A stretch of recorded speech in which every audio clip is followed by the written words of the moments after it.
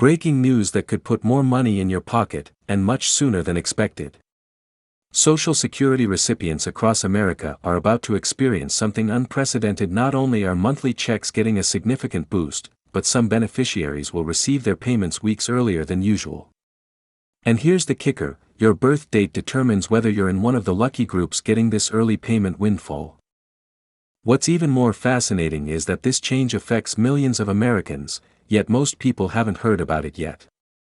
In the next few minutes, I'm going to reveal exactly which birth date groups are affected, how much extra money you could receive, and most importantly when these enhanced payments will hit your account. This isn't just another minor Social Security update, it's a game-changing shift that could dramatically impact your monthly budget and financial planning. Before we dive into these critical details that could affect your benefits, take a quick second to hit that subscribe button and ring the notification bell. Let's get straight to the most important information you need right now.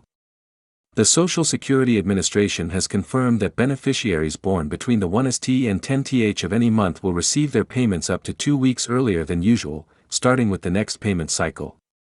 If you're born between the 11th and 20th, you're in the second group, and you'll receive your payments approximately 1 week earlier than normal. For those born between the 21st and 31st, your payment schedule remains unchanged, but don't worry, you're still getting the increased amount. Speaking of increases, let's talk about exactly how much more money is coming your way. The Cost of Living Adjustment, COLA, has been finalized, and it's significantly higher than initial projections.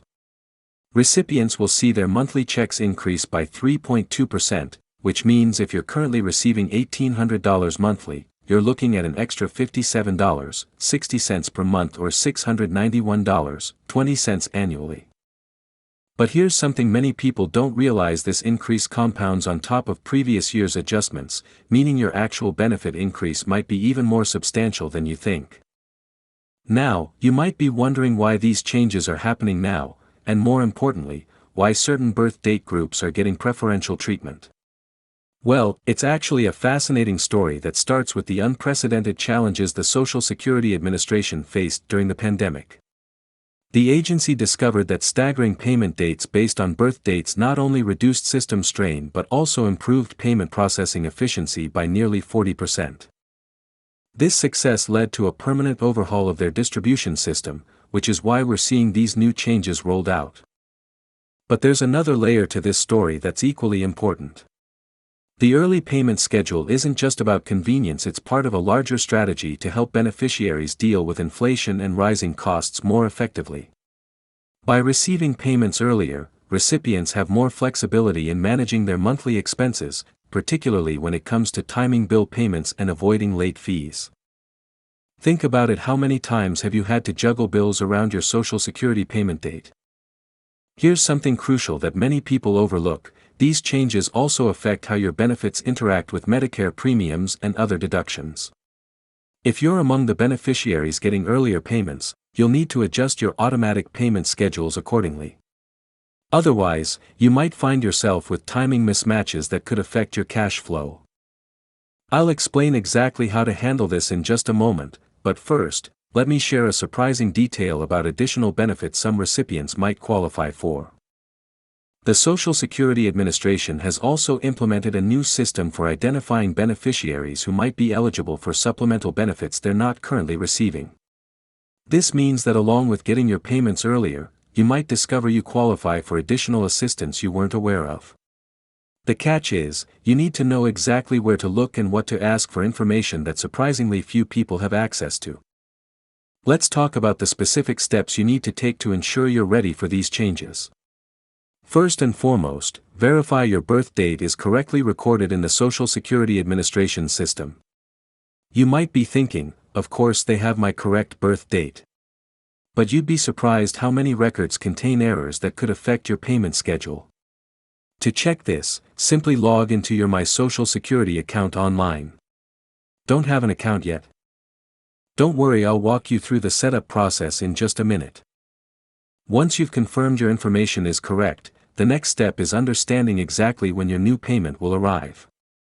The Social Security Administration is rolling out these changes gradually to prevent any system overloads. This means the early payment schedule will be implemented in phases over the next 3 months. Your specific implementation date depends not only on your birth date group but also on which type of benefits you receive: retirement, disability, or SSI. Here's where things get really interesting, and this is something very few people are talking about. The early payment schedule creates a unique opportunity for strategic financial planning. Think about it: if you're in one of the groups receiving payments earlier, you'll have a one-time period where your payments are closer together than usual. This creates a window for some savvy financial moves that could help you get ahead on bills or even start a small emergency fund. But wait, there's more to this story that affects millions of beneficiaries who receive multiple types of benefits. If you get both Social Security retirement benefits and SSI, or if you're a recipient who also receives benefits on behalf of children or other dependents, your payment schedule might be more complex. The good news is that the Social Security Administration has created a specialized team to handle these cases and ensure no one falls through the cracks during the transition. Now, let's address something that's causing confusion for many people: how these changes affect direct deposit and paper check recipients differently. While direct deposit recipients will see the new schedule implemented automatically, those who receive paper checks need to be particularly aware of some additional steps they might need to take. This is especially important because the Postal Service has recently made changes to their delivery schedules that could impact when you actually receive your check. Here's a detail that's particularly relevant for anyone who manages their finances online: the My Social Security portal is being updated to reflect these new payment schedules, but the updates aren't happening instantly. This means you might see some temporary discrepancies between what the portal shows and when you actually receive your payment. Don't panic if this happens. I'll explain exactly what to do if you notice any inconsistencies. The timing of these changes coincides with another significant development in Social Security benefits that's worth mentioning. The Social Security Administration is also rolling out new fraud prevention measures that will provide additional security for beneficiaries. This is particularly important given the recent increase in scam attempts targeting Social Security recipients.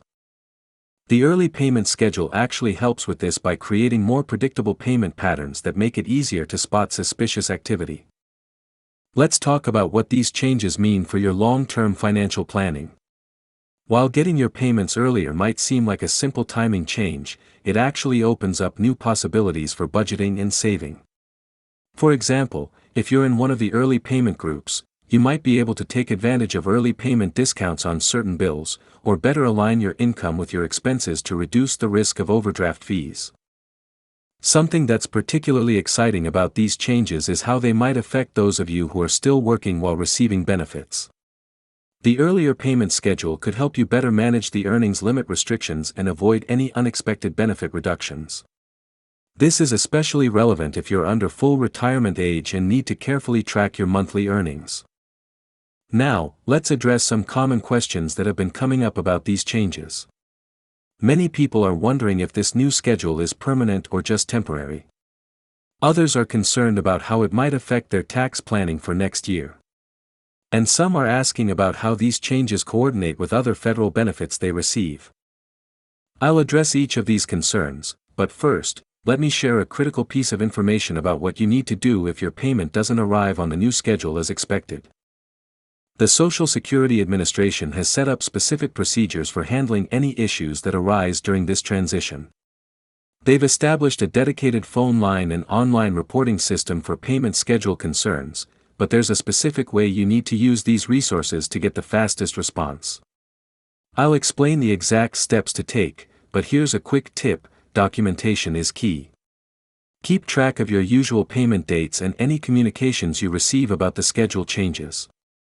Let's also talk about how these changes might affect your relationships with financial institutions. Some banks are updating their systems to better accommodate the new payment schedule, which could mean changes to how your automatic payments and transfers are handled. This is particularly important if you use your bank's bill pay service or have automatic transfers set up based on your Social Security deposit date. As we wrap up this important information, let me emphasize a few key points you need to remember.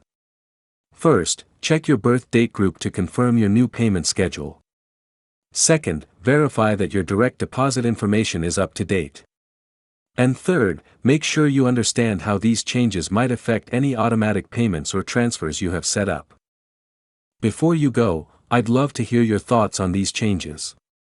Are you in one of the groups getting early payments? How do you plan to use the extra time between now and your next payment? Drop a comment below and let me know.